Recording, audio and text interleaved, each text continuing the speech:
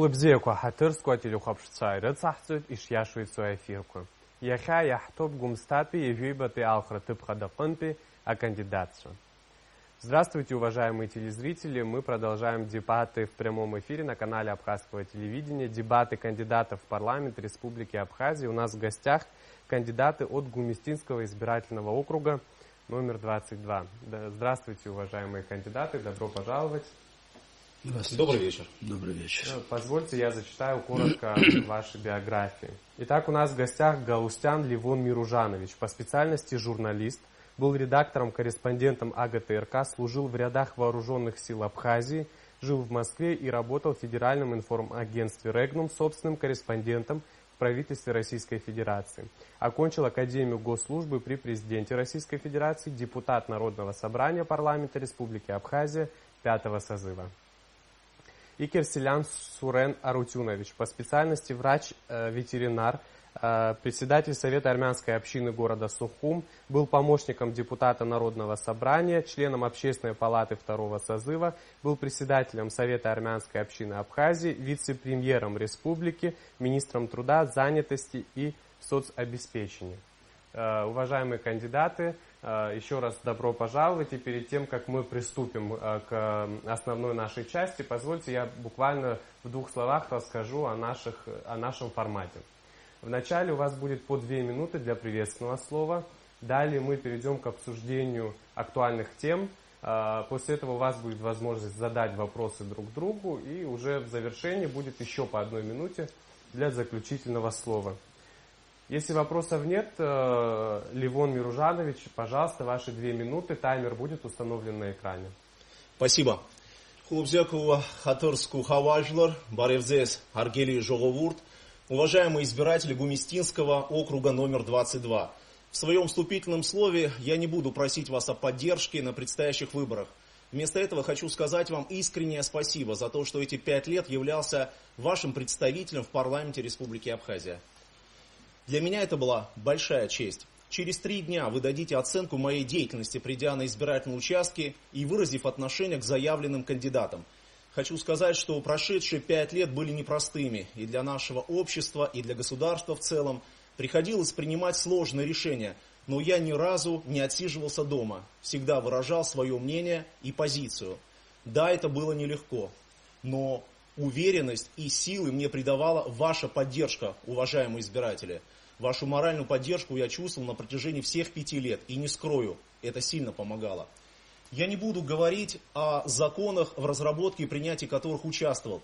Знаю, что вас в первую очередь интересуют вопросы бытового характера. И это понятно, ведь каждый день вы с ними сталкиваетесь. Один в поле не воин. Самостоятельно я не смог бы решить ни одну из этих проблем. Мы вместе трудились над решением бытовых проблем. К сожалению, проблемы были и тогда, остаются и сейчас, но наметилась тенденция к их решению. И сегодня, пользуясь случаем, я хочу выразить вам благодарность за совместную плодотворную работу. А еще сказать спасибо за активность в сборе подписей в мою поддержку. Более 400 избирателей Гумистинского округа выступили в поддержку идеи выставления моей кандидатуры на 2-й депутатский срок. Спасибо вам большое. Такое отношение земляков ко многому обязывает. Я горжусь и дорожу этим. Уважаемые друзья, я хочу сказать, что я верю в благополучное, светлое, хорошее завтра. У нас все получится, потому что вместе мы сила. Я обращаюсь к жителям Сухумского района, к моим дорогим яштухцам, личкопцам, ачадарцам, гумистинцам. Все эти годы я был рядом с вами и буду снова, независимо от итогов голосования. Итабу Дардзе. Спасибо за внимание. Большое спасибо. Сурен Арутюнович, ваши 2 минуты, пожалуйста. Спасибо. Добрый вечер, уважаемые телезрители и, конечно же, избиратели округа 22.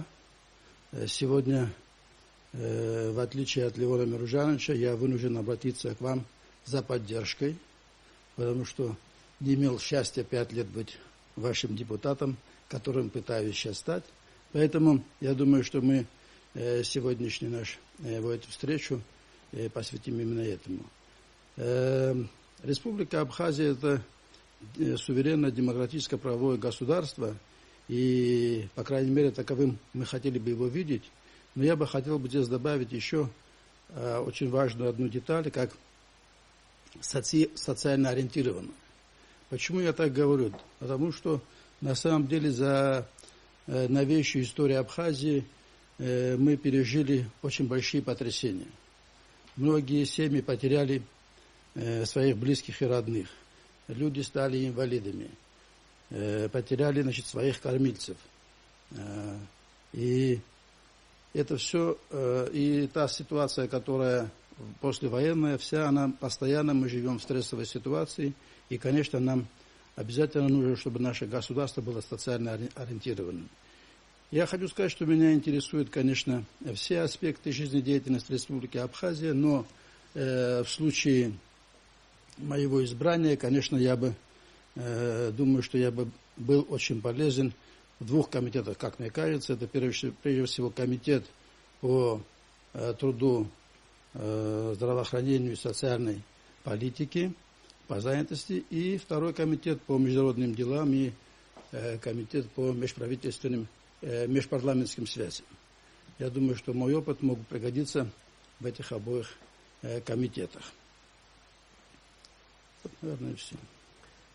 Большое спасибо, как раз истекло и время. Уважаемые кандидаты, мы таким образом переходим ко второй части нашей встречи, в которой я попрошу одного из вас, на ваше усмотрение, подойти и достать тему для обсуждения. Ну, мы уже договорились перед началом сегодняшних телевизионных дебатов, что это буду я. Сурен Артемович. Ну, пожалуйста, да. Мы могли бы другой формат тоже предложить.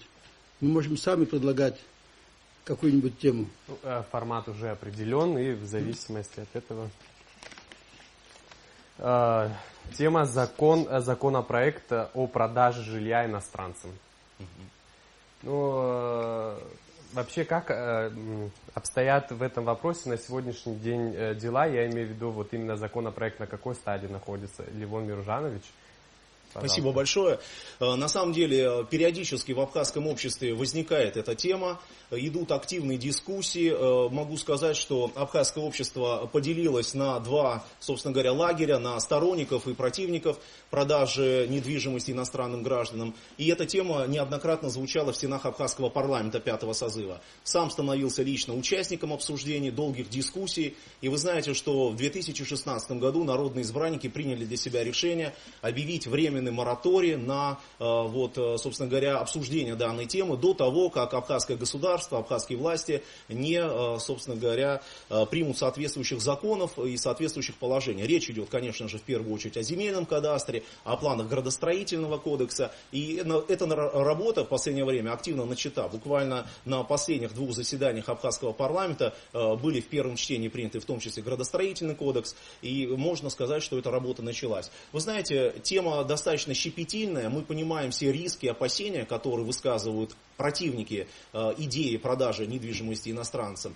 Я думаю, что в случае пристального, всестороннего обсуждения данной темы с участием экспертного сообщества, с участием представителя общественной палаты, думается, что оптимальное решение в интересах абхазского народа, в интересах абхазского государства обязательно будет найдено. Нет никаких сомнений, что рано или поздно будет принято соответствующее решение. В данном случае могу сказать, что если будут учтены все опасения, и если мы в полной мере исполним постановление абхазского парламента, в котором четко было сказано, что нужно будет принять градостроительный, земельный кадастр и так далее, к этой теме можно будет вернуться. На сегодняшний день она как бы закрыта, можем так сказать. Сурен Арутюнович, вот ваш оппонент сказал о том, что на законопроект наложен временный мораторий. Как вы считаете, 6-й созыв парламента должен вернуться к этому вопросу или пока еще нет?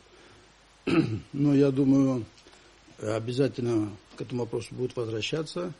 Я не знаю, продлит мораторий или, наоборот, начнут новые чтения. Но в любом случае, это очень серьезный вопрос, который волнует на самом деле все наше общество. И всякие здесь спекуляции и инсинуации неуместны. Здесь на самом деле есть риски, которые нужно смотреть, которые надо высчитывать. И на самом деле есть какие-то, наверное, плюсы от этого. Все это надо смотреть. Поэтому я абсолютно уверен с Левоном Миружановичем в том, что здесь нужно провести тщательную, предварительную работу, может быть и с общественностью, может быть с экспертным сообществом, знаете, для того, чтобы на самом деле уже не совершить никакую ошибку, а принять, скажем, соответствующий документ, с которым бы все наше население согласилось. Но вы говорите о том, что есть риски. Но скажите, о каких рисках идет речь и в какой перспективе можно нивелировать эти риски? Левон Миружанович, пожалуйста. Ну, я хочу сказать, что сторонники идеи продажи недвижимости аргументируют свою позицию следующим образом, чтобы в Абхазии наблюдался приток инвестиций, в том числе иностранных. Но при этом действующее абхазское законодательство предусматривает продажу недвижимости юридическим лицам, крупным компаниям и инвесторам. То есть никаких проблем в этом смысле быть не должно. С другой стороны, речь идет непосредственно о домах, о квартирах, то есть о жилой недвижимости. И поэтому увязывать одно с другим, мне кажется, нет никакого смысла. Что касается инвесторов, то они по действующим абхазским правилам могут зайти в нашу республику, вкладываться и развивать свой бизнес, свое дело на территории нашей страны. А что касается частных инициатив, то риски существуют достаточно серьезные. Речь в первую очередь идет о том, что абхазский народ, мы прекрасно понимаем, на протяжении своей многовековой истории подвергался определенным гонениям, преследованиям. И мы знаем, что в советское время процентное соотношение коренного абхазского этноса составляло всего 17%. И, естественно, есть определенные риски, что действующие этнические группы, а речь идет о том, что мы дадим возможность покупать на территории республики жилую недвижимость,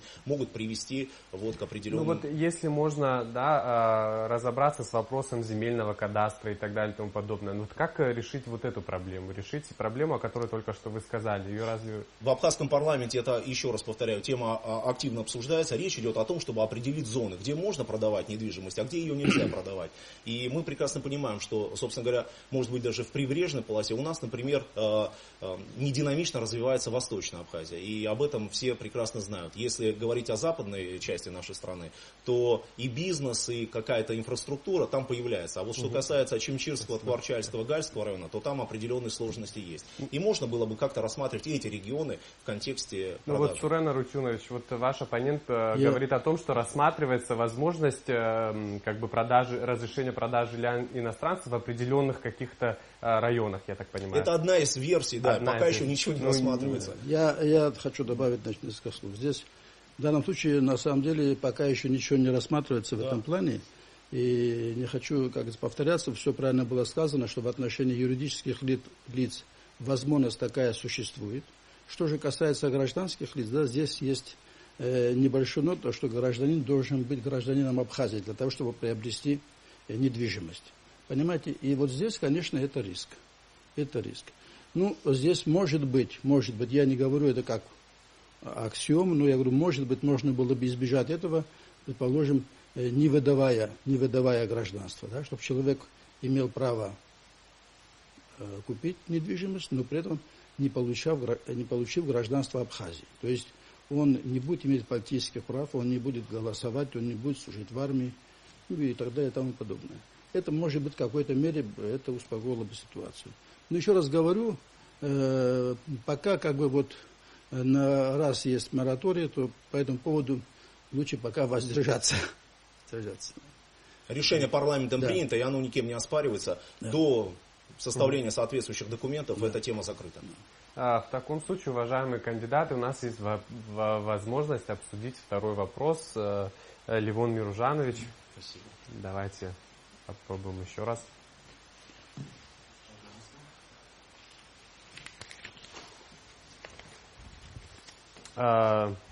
Тема безопасность.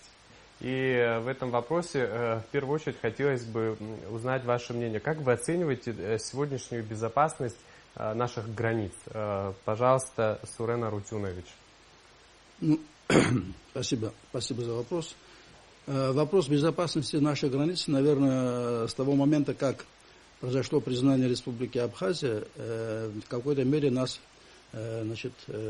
успокоил и настроил на такой лад, что теперь мы в безопасности находимся. И, честно говоря, наверное, вот этот вопрос нас немножко расхолодил в том плане, что до этого постоянно существовала угроза.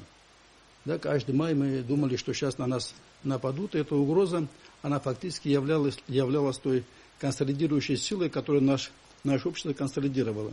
После того, как нас признали, и мы получили гарантии безопасности нашей страны, вот такой консолидирующей силой перестало быть, и мы начали заниматься тем, чем мы сейчас занимаемся, политической такой чехардой, да, и в итоге недовольно общество, недовольно население, да, и мы сами тоже этим недовольны. Я думаю, что вот сейчас, по крайней мере, вот на нашем округе мы попытались, вот с Левоном Миружановичем, жалко, что сейчас нету с нами нашего друга Айдара Славиковича, который мы, знаете, мы вместе проводили встречи с избирателями, и я так думаю, что наши избиратели тоже подтвердят, что мы нашли какой-то такой компромисс между нами, где встречались сообща, разговаривали, и никакого противостояния такого между нами не было. Можем точно сказать, что в округе 22 проигравших не будет. Да, это однозначно. Это однозначно. Ну, если, скажем, уже говорить дальше о безопасности вообще, да, чуть углубиться, то, конечно, наша внутренняя безопасность, безопасность граждан, наверное, не в такой хорошей мере, как безопасность внешняя. Если там мы где-то гарантированы, да, что с внешней стороны у нас есть достаточно большие гарантии, то, к сожалению, внутри своей страны наши граждане и наши гости не гарантированы. Левон Миружанович, что вы думаете по этому поводу? Правда ли, по вашему мнению, вот ситуация внутри, ситуация с безопасностью складывается именно таким образом? И в таком случае, как скажем так, переломить эту ситуацию? Уважаемый Саид, я обязательно отвечу на ваш вопрос, но хотел бы в первую очередь коснуться темы, которую вы затронули первоначально по поводу безопасности наших внешних рубежей. Ответить на этот вопрос я хочу в контексте договора, который был подписан между Российской Федерацией и Республикой Абхазия в ноябре 2014 года, договора о союзничестве и стратегическом партнерстве. Мне кажется, любая страна региона хотела бы иметь военно-политический союз с великой державой Российской Федерации. Абхазия такой военно-политический союз имеет. И мы прекрасно понимаем, что с 2008 года, с момента официального признания независимости нашей страны, Россия взяла на себя ряд обязательств, в том числе по обеспечению безопасности. Мы знаем, что и морская акватория, и сухопутная граница по реке Ингул совместно охраняются с абхазскими пограничниками. Возвращаясь к договору о союзничестве и стратегическом партнерстве, в этом документе есть пункт о том, что российская сторона обязуется облегчить переход граждан через пункт пропуска ПСОУ на российско-абхазской границе. Но только в том случае, если будут решены вопросы по усилению мер безопасности на восточных рубежах. И мы знаем, что в последнее время абхазское руководство, абхазские власти предпринимают усилия в этом направлении. Из 6 действующих пунктов пропуска принято решение о закрытии 5. Остался один единственный контрольно-пропускной пункт Ингур на центральном мосту. Я думаю, что не за горами тот день, когда Российская Федерация, видя, что абхазские власти поступательно принимают решения в этом направлении, примут для нас очень важное решение, и наши граждане смогут более спокойно и облегченно проходить российско-абхазскую границу по реке Псоу. Возвращаясь к вопросу внутренней безопасности, Сурен Арутюнович правильно заметил, что тут ситуация оставляет желать лучшего. К сожалению, статистика преступлений, правонарушений для маленькой абхазской страны ужасающая. Хотя на последней коллегии Генеральной прокуратуры были приведены цифры, которые свидетельствуют о снижении уровня преступности. Но тем не менее, мы как обыватели, мы общаемся с людьми, живем в селах, в городах. Мы, конечно же, сталкиваемся с определенным недовольством криминогенной ситуации в нашем обществе. Но мы рассчитываем на то, что и новый министр, и новая команда, которая пришла в МВД республики, смогут решить эту проблему. И скоро курортный сезон, конечно, хотелось бы, чтобы были предприняты кардинальные, радикальные меры для наведения порядка, потому что это напрямую зависит от успешности. Все-таки не так страшно выходить на улицы? Да, безусловно, нет. Я должен сказать, что уровень преступности в Абхазии, наверное, сопоставим с другими странами. Говорить о том, что у нас всплеск небывалый, я бы не стал. Но есть кричащие, есть громкие преступления, которые очень резонансны. С этим нужно разбираться. Если можно, буквально два слова я добавил, что, конечно, надо надеяться на Министерство внутренних дел и на министра, но надо, наверное, и самому обществу быть в этом плане полезным министерству и помогать всеми своими возможностями, потому что иначе вдруг этот вопрос не решить. А это в общих наших интересах, понимаете? Большое спасибо, уважаемые кандидаты. У вас есть возможность задать вопросы друг другу. Пожалуйста, воспользуйтесь ли вы этим правом. Сурен Арутюнович предлагал я, честно одну говоря, тему обсудить. Да, честно говоря, не хотел задавать никаких вопросов, но вот уже несколько дней мы смотрим вот эту передачу, очень интересно, но в то же самое время я вижу вот постоянно как бы набор одних и тех же вопросов, которые возникают перед депутатами, и почему-то, может быть, я пропустил, я не знаю, но вот о пенсионном обеспечении ничего не было сказано. Мне кажется, это такая очень важная тема сегодня, она касается всех граждан Абхазии, потому что в той или иной степени когда-то мы станем обязательно пенсионерами. Просто не все вопросы еще достали, то есть да, это может быть. такого характера если вопросы можно, непосредственно есть. Два слова, да? Нет. Не будем доставать. Зачем это, да? доставать? Я просто Мы, тема озвучена, можем ее обсудить, к конечно. обсуждению да. этой темы. Я хочу вам сказать, друзья мои, и обращаюсь и к телезрителям, и избирателям, что на самом деле у нас ситуация с пенсионным обеспечением находится, я так скажу, в очень критическом положении. Почему? У нас 50 тысяч пенсионеров, из которых 32 тысячи получают российскую пенсию. И постепенно, со временем, процент пенсионеров, получающих российскую пенсию, он будет уменьшаться. А общее число пенсионеров будет оставаться прежним.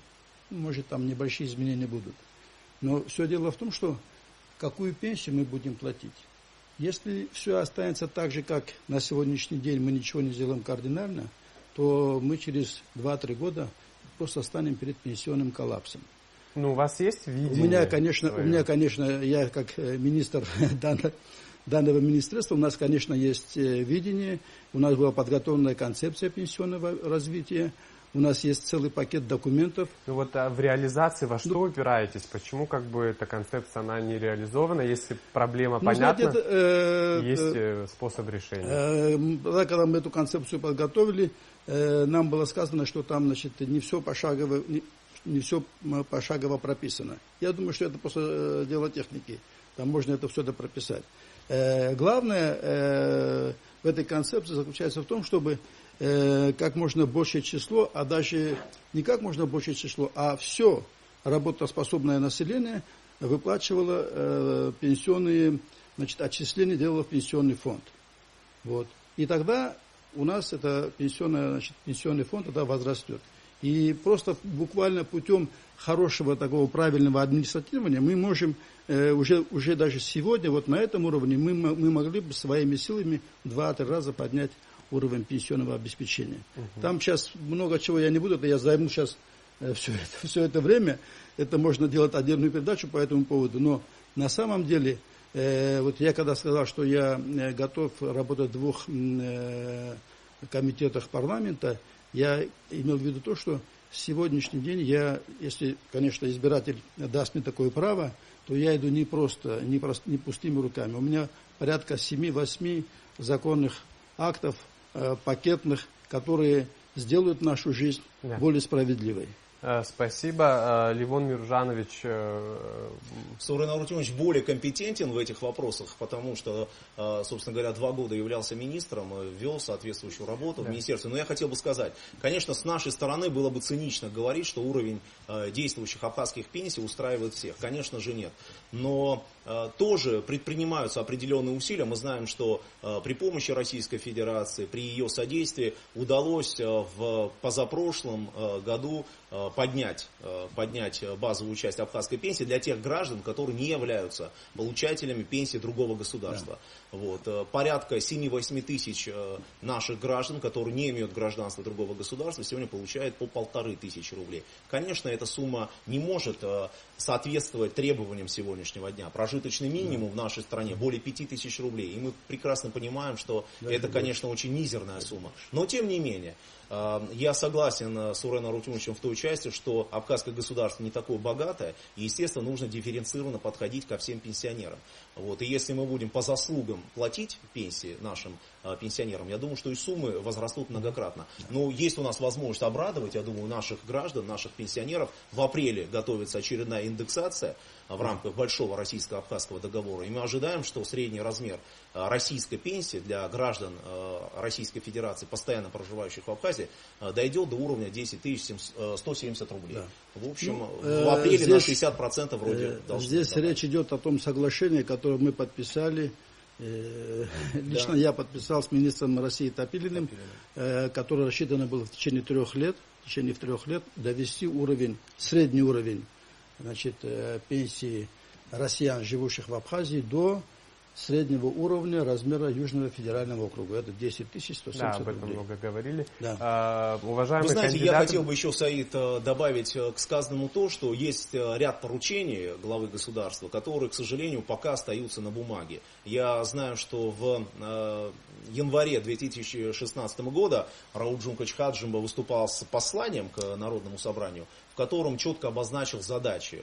Одна из задач по совершенствованию пенсионной системы – это введение и внедрение единого социального налога. К сожалению, эта работа как-то пробуксовывает, но я думаю, что рано или поздно она завершится. Лучше рано, конечно, чем поздно. И это, конечно же, в разы изменит ситуацию к лучшему. Спасибо. Вот у нас буквально остается пару минут, и все-таки хотелось бы коротко услышать ваше мнение по новому трудовому кодексу, который, вот, насколько я знаю, был принят совсем недавно. Вот попрошу вас как можно лаконичнее и короче ответить на вопрос. Сурен Арутюнович, пожалуйста. Вы знаете, по новому трудовому кодексу сказать коротко, это значит ничего не сказать. Вы представляете, этот свод документов какой направленности? Я могу вам только одно сказать, что мы уже с Минтрудом нашим посчитали, что для того, чтобы Кодекс законов о труде вошел в действие и в полной мере начал работать, нам нужно принять еще 31 нормативно-технический документ. Только для того, чтобы все те положения, которые есть в этом кодексе, заработали. Но самое важное, что этот кодекс Он появился. Принят, да, это уже хорошо. Мы пользовались кодексом Грузинской ССР. И, к счастью, этот документ появился, и я, как действующий депутат, голосовал за этот кодекс. Не только потому, что разработчиком этого свода документов был вице-спикер Вагарша Карамович Кусян. Нет, то, что он принят, это, конечно, это однозначно плюс. Ну, теперь надо там много еще работать, да, для того, чтобы он по-настоящему был задействован. Ну, такие понятия, как трудовые инспекторы и так далее. Кодекс очень прогрессивный. Я думаю, что наши трудящиеся смогут оценить его по достоинству. Уважаемые кандидаты, на этом основная часть нашей встречи подошла к концу. И у вас есть по 1 минуте для заключительного слова. Левон Миружанович, пожалуйста, время на экране, можете следить.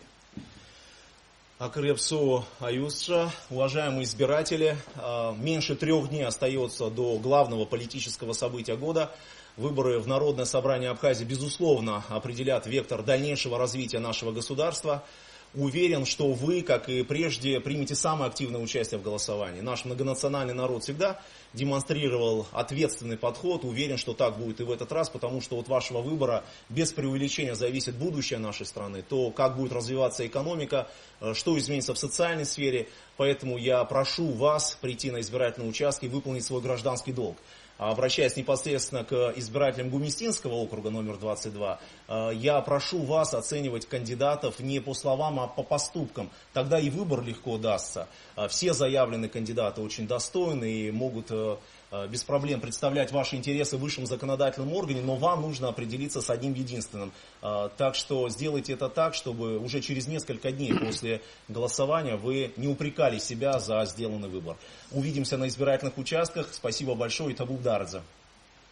Спасибо. Сурен Арутюнович, ваша минута. Спасибо. Уважаемые избиратели 22-го Гумистинского округа, ну, вы прослушали небольшие, так скажем, дебаты, которые прошли здесь. И мы говорили о очень серьезных вещах, касаемо всего государства абхазского. И я хотел бы вернуться на самом деле к тем избирателям, которые должны принести и сделать свой выбор. Я хочу сказать, что депутат должен найти ту золотую середину, которая сделает так, чтобы не отделила его от тех избирателей, которые его избирают. Потому что многие, получив этот мандат, и потом их много времени их не видно, я обещаю, что если, конечно, еще раз говорю, выбор будет сделан в мою пользу, ни одного дня без контакта со своими избирателями не будет. Я также приглашаю всех 12 числа прийти на избирательные участки и проголосовать, как они считают нужным. Большое спасибо, уважаемые кандидаты. На этом наша встреча подошла к концу. Уважаемые телезрители, я напоминаю вам, что у нас в гостях были кандидаты в депутаты парламента республики от Гумистинского избирательного округа номер 22. И после перерыва в дебатах примут участие кандидаты от Сухумского избирательного округа номер 6. Не переключайтесь, встретимся после перерыва.